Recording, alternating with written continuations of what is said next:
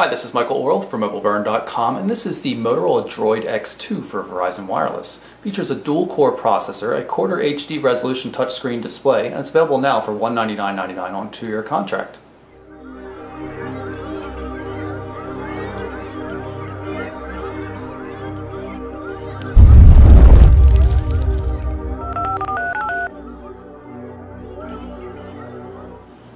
So here's the DROID X2 in the box. Let's take it out and check out see what's in it. Before I do that though, I'm going to power it up. Button here on the top. There it goes. You can see it says dual core right there. And I've got a standard Motorola charger here, just like we've seen Motorola for a long time. Connects to this USB cable. Micro USB on one end, full USB on the other. And other than that, all we've got are user manuals, consumer information, warranty information, things like that.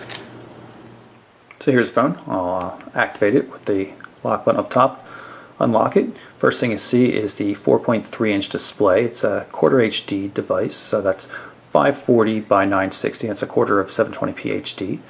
Take a look at the front here. We've got hardware keys for menu, home, back, and search. Microphone pinhole here, speaker up top. Almost exactly the same design as the original DROID X for Verizon Wireless. You see we've got micro USB and HDMI ports and a lanyard fixing point here. 3.5mm headphone jack, secondary microphone for noise cancellation, and the power lock standby button. The one change you notice, while we still have the volume control here on the right hand edge, we're missing the camera shutter button that the original DROID X had. The camera itself is an 8-megapixel unit with a dual LED flash. It can record HD video, 720p. Rear battery cover and the rear battery, which is 1540 milliamp hour in capacity, is the same. Verizon and Motorola claim that that's good for 8 hours of talk time or for up to 9 days of standby time. You can slide the cover down here, expose the battery. You see there's an 8GB micro SD memory card in there, and there's already 8GB of internal storage in the device, so you got 16 right off the bat, but you can put as large as 32 in here to get up to 40 total. In spite of the fact that the DROID X2 is newer and has a little bit more capability in terms of like a dual core processor and a higher resolution display, it's actually 5 grams lighter than the DROID X was. This is 150 grams by my scale, and it measures about 10.5 millimeters in thickness, which is more than the 9.9 that Motorola claims for it. So here's the main home screen for the device. You can see we've got 7 home screen panels down here. You can see little tick marks down at the bottom. Notice we're on a Wi-Fi connection right up there. It supports 802.11b, and N Wi-Fi connections, as well as the EVDO Rev A data on Verizon Wireless's network. No support for LTE in this device though. One of the cool things that I really liked about the Moto Blur system that we saw on some of the earlier devices like the DROID X is that it has resizable home screen widgets, which I really love. There's also Motorola's profile system, which is very much like HTC's scenes for switching quickly between different home screen configurations. In addition to the Wi-Fi connectivity that I already mentioned, there's also tethering and hotspot support, and of course Bluetooth as well, and there's support for DLNA compatible devices. So if you have a DLNA compatible television, you can share video directly from your DROID X2 to that television or something similar like that. I'm going to show you again some more of the Motorola widgets that are included on the device. Let's take a look at say the bookmark widget. This is pretty cool because unlike other bookmark widgets that I've seen, you get to select which of the bookmarks show up. So notice MSN, MySpace aren't going to be there. And then I'll hit done.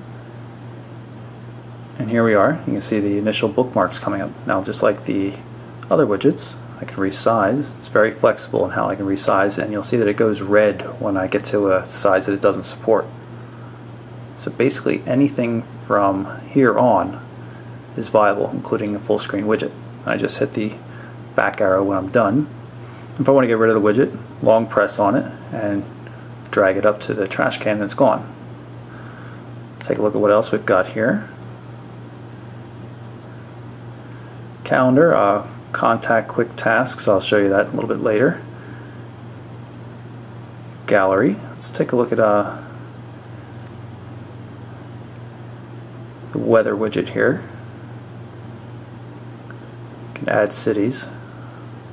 Let's do New York.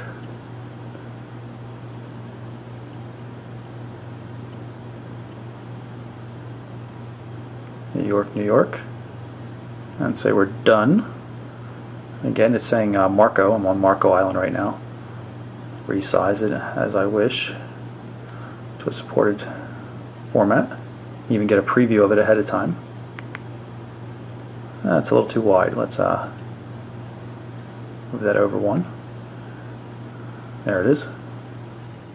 Let's see, we've got some shortcuts for phone, camera, messaging, and the main menu down here, this new looking icon. This is the main menu itself. See, there's also a little bit of organization. You can't create folders on here or anything like that, but you can get to just downloaded apps or recent apps, which is still useful. Here's a quick look at the Contacts application. You can see there's an index tab along the right hand edge. You have access to favorites. You can see most likely down here, it's automatically chosen. And there's also the dialer and call log as well. If I go back into Contacts and bring up, actually I go into favorites, you can see the buttons there for automatically calling, and I can tap here and you can see information on the contact itself. So here you can see we've received a text message, and yes, the device does still say Droid every time a message comes in. So here's our conversation. You can see the recipient's photo up there. The text of the messages, nice color coded, really good looking. We've got a couple different text input options. This one is swipe.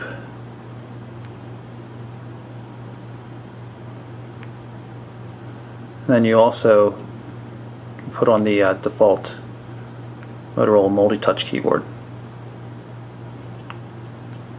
This one vibrates by default.